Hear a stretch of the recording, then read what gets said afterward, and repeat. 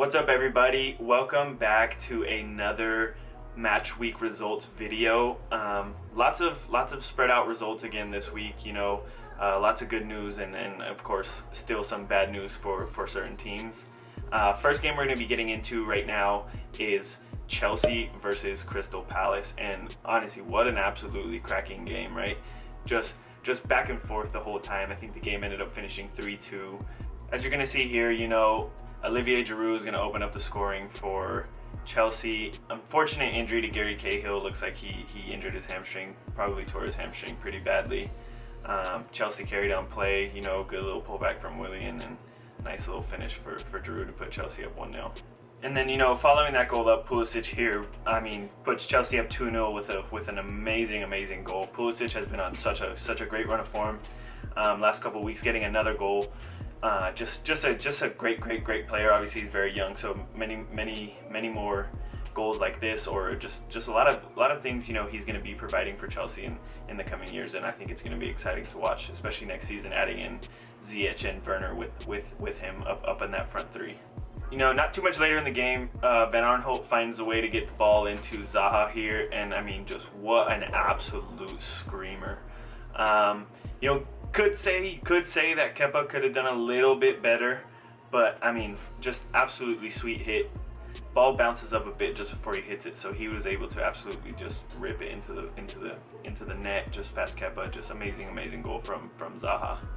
Yeah, like I said, the game finished 3-2 to Chelsea, but as you'll see here, Crystal Palace had a very good chance to tie it up and steal a point in the end, but just couldn't get it close enough. Great cross in from Zaha to the back post, nice header down off the post, and then they were unable to just put it away right there. But honestly, I think if you watch this whole game, Crystal Palace definitely deserved the point, and if they could have just finished there, they would have got it, but that's not how things work out. So Chelsea moves up to 60 points, and I think this pushes them up to third place. So this was a good 3 points for them. Crystal Palace, they just hold their position down the middle of the table. Not too much to worry about. They'll be in the Premier League next season. Next game we're going to be getting into is Watford versus Norwich, and just another battle of the bottom in the Premier League, and two teams that are just fighting to stay alive. Emiliano Buendia comes out and scores a pretty nice goal, as you'll see here. Just a very nice goal. A little Ronaldo chop, left foot, far post, bang in, get in. Up 1-0 Norwich. So good. It was a good start for them. And then Watford slowly started to get back in the game.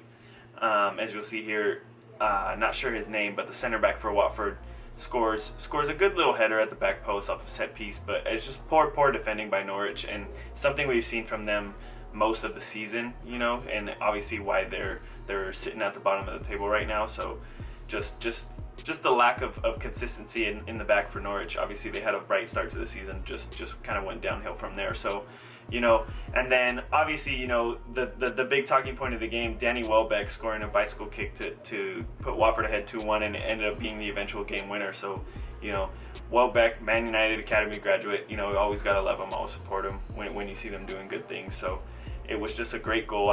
What a goal to win the game just like that. It's insane. So Watford I think they push themselves now about 4 points clear of the relegation zone, while Norwich obviously just sits at the bottom, and it seems to be they're heading for championship football next season.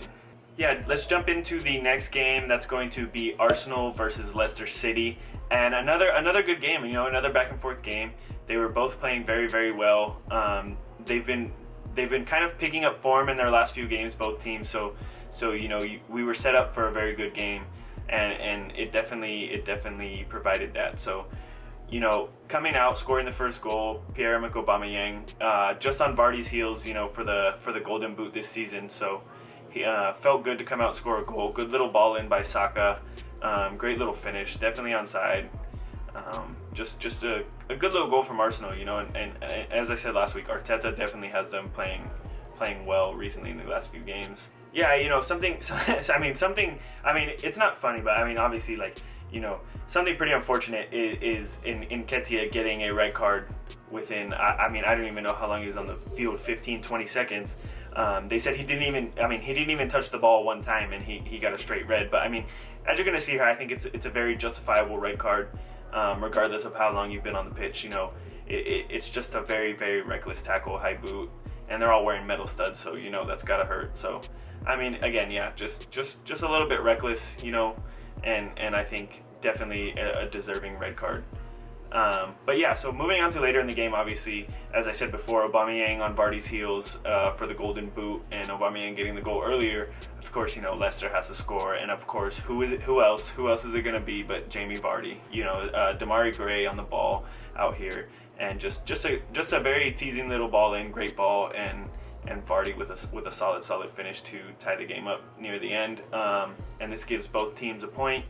You know what I mean? And Leicester drops down to 4th. So Leicester with this point drops down to 4th. Chelsea drops ahead of them. So, you know, their slow start to Project Restart definitely caused them to lose their position out of 3rd place. This is good news for Arsenal. I think they're trying to just break that top 6 and, you know, get into the Europa League now. Obviously still pending City's decision, because where they're at now might just give them that Europa League spot. So we'll see what happens. Here in a couple weeks, we might get the news on that decision. Next game is going to be Manchester City versus Newcastle, and I mean, on paper, you know, this final result is not a surprise. Game ending 5-0 to City. They got off to a great start. You know, a little pullback from David Silva to Gabriel Jesus. Smart little finish to be able to open up his hips and push it to the far post to put City up 1-0. Just a great little goal. And then not too much longer, you know, City 2-0, just pretty much a carbon copy of the very first goal, just 2 different players. You know, De Bruyne pulling back to Mahrez, same kind of finish, just left foot, obviously, because it's Mahrez. So just get it to the back post, good goal. So City just cruise by in this game. As I said, they just end up winning 5-0. So obviously they're just sitting in 2nd place. I mean, depending on what their decision is, we'll see. But I mean, them staying up in 2nd place, I think is beneficial to a lot of other teams, like Wolves and Arsenal, who are sitting technically outside of the Europa League spots right now. And for Newcastle, I mean, this just pushes them down to 13th place, but they're well safe, so I don't think they have to really worry about being relegated for this season. So they'll definitely be in the Prem next season. And just like I said on the last episode, you know, just I think they, depending on who they bring in with their huge transfer budget, I think they might be pretty decent. Maybe finish top half or mid-table next season. Next game we're going to jump into is Wolves versus Sheffield United. Wolves, kind of a big game for them, you know, because they do want to keep their gap. That's that 3-point gap between them and Man United for that last possible Champions League spot. And Sheffield, you know, are trying to work their way up to definitely European football. And for a team that was, you know, projected to be relegated by Christmas, I think they're having an absolutely great season. So not many highlights in this game until the very end. As you'll see here, just a corner kick from Sheffield. Great header. I mean, what a header, just to smash it home from right there. And, you know, for me, something that made me happy, you know, as a coach, I think, and anybody who has coached, you kind of know the feeling when you get a last-minute winner like that. As you'll see here, you know, Sheffield's coach go running down the sideline and just so happy and just celebrating. And I mean, I know as a coach, I've done that before, and it is just the feeling is indescribable. You know, it's just great. It's just a great feeling to get a goal like that. So this pushes Sheffield up and keeps them in 7th place, and now this just widens the gap between Wolves and Man United to 6 points. So not too good news for them, but I think, you know, with their games that are coming up towards the end of the season, I think they may be able to turn it around if Man U slips up. Yeah, next game is going to be West Ham versus Burnley, and, you know, just again, I mean, Burnley, just another 1-goal game. I think they've pulled 7 points out of their last 9 possible, just literally from 1-goal games. You know, they're a team who does, like I said before, over and over again. They don't score that many goals. They're gonna pack it in and try to steal a goal, and that's exactly what they did here. It was a great header, just great little header to get it to the back post. Kind of a weird one for the goalie to save, and it ends up, you know, just creeping in off the crossbar. but just another good win for Burnley, and they just kind of sit mid-table, you know, where they are. As I said, they're a mid-table team. As far as West Ham, it's not a good result, you know. They kind of slowed down a bit after their win from Chelsea, you know, picking up a point against Newcastle last week, and also, you know, not winning this week. So they're another team that's battling relegation. So this is just, hopefully they can finish out strong. I don't think they have a very tough schedule, so it might be possible for them, and we'll see if they can stay home next week, or stay up next season. Moving on to the next game, that was Liverpool versus Brighton. And obviously, you know, Liverpool champions, kind of, some people would think maybe they're just going to come out and not try, but obviously they keep putting out a very, very good lineup. I think they put their normal starting lineup out this week, minus Robertson. I think they played a young kid at left back. But besides the point, you know, Liverpool come out, win the game 3-1. Another strong performance from them, as they've been giving all season. Liverpool go up pretty early, you know, just a mistake by the Brighton defender. And I think, I mean, in my eyes, pretty unselfish play by Bobby Firmino. I think he could have tried and went to go score a goal, but, you know, these are for Salah. Salah slots at home. 1-0 Liverpool early in the game. Yeah, I think it was only 2 or 3 minutes after Salah's goal, Jordan Henderson puts Liverpool's second home. And I mean, another good finish. You know, somebody, I think it was a commentator once said that Jordan Henderson is not a great scorer of goals. Not a great scorer of goals, but he's a scorer of great goals. Which, I mean, if you look at his resume and you see his clips of his goals, he does score a lot of goals in big games sometimes, and they are always bangers. Like, they're bangers. It's kind of insane. But, you know, Liverpool's captain puts them up 2-0, and they just cruise through the rest of the game 3-1. Nice and easy. Brighton don't pick any points up from this game, but they do sit 8 points clear of the relegation zone. So I wouldn't say not too much to worry about with only 4 games left in the season. If there were more, it might be a different story, but I think they'll be playing Premier League football next season as well. Yeah, what we'll be getting into now is the Tottenham and Bournemouth game. You know, this game was kind of like, it seemed like it kind of had some more controversy. You know, Jose Mourinho was very unhappy, but like I've said before, you gotta love to see an unhappy Jose Mourinho. Yeah, I'll take it all day. But yeah, so I mean, if you don't like rough collisions in sports, I would say look away now. Just a disclaimer, because Bournemouth player here, you know, is just looking at the ball. Nothing harmful from the Tottenham player either.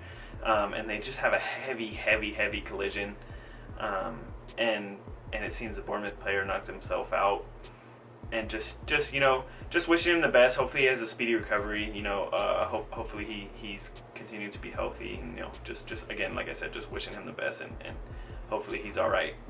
As for Tottenham, you know, the game ended 0-0. Just another drop point. Bournemouth, I think they thought they had stolen a goal at the end to win the game, but obviously, you know, VAR took this to Tottenham's side, I guess you could say. VAR took the Tottenham side in this situation, unlike other weeks. And, you know, obviously, I mean, great decision. It was a clear handball by Josh King off Callum Wilson's bicycle kick that kind of knocked the ball into the goal. So, yeah, you know, just another game with drop points for Tottenham, and this moves them down to 9th place. As far as Bournemouth, you know, I mean, you could say they gained a point, but, you know, this really pushes them. I mean, they're about 3 points from safety, just below Watford. So, I mean, we'll see how they finish out. I think they have a tough run of games to finish out the season. So, I mean, we'll see if Bournemouth is going to be in the Prem next season or not. Next game of the match week was Southampton versus Everton. Yeah, just another game where both teams pick up a point. You know, game finished 1-1. Early in the game, you know, I think there was a penalty given. I'm not sure if it really was a penalty or not. It's always debatable. VAR chose, I think, not to review it, and they ended up giving the penalty. But to Everton's delight, you know, penalty was smashed here off the crossbar by James Ward-Prowse. I think maybe Everton was thinking, you know, a little justice served, or kind of like, you know, as we kids say nowadays, ball don't lie. So yeah, Ward-Prowse misses the pen. You know, game goes on, and Southampton score. I mean, Danny Ings has been on fire as of late. You know, just great play from him, scoring a lot of goals, and as you'll see here again, just an I mean, you could call it a stroke of genius. Just the way he lets the ball roll under his foot, and he pulls it to his left foot around Jordan Pickford to slot it home. Yeah, they went to VAR to check it. Obviously, he was definitely onside. You know, goal stood. You know, Everton's goal. I mean, wow. What a ball from Luca Digne to Richarlison. You know, just absolutely just beautiful driven ball in. Great touch, great little finish from Richarlison, and you know, he continues his run of form as well, scoring goals for Everton up top. So as I said earlier, both teams got a point, and just, you know, for Everton, it just kind of keeps them where they're at, 11th place. Good news for Southampton, they jump up a spot to 12. So big point for them, you know. And again, that's another team that has no worries of relegation and is going to be back in the Premier League next season. Last game, guys, last game of the match week, and you know, Man United wearing these jerseys and everything. You just love to see it. Another impressive performance, and just another hammering for Villa. I'll be completely honest with you guys. I don't think it was a penalty. I think it was a bit harsh for Villa to concede that penalty.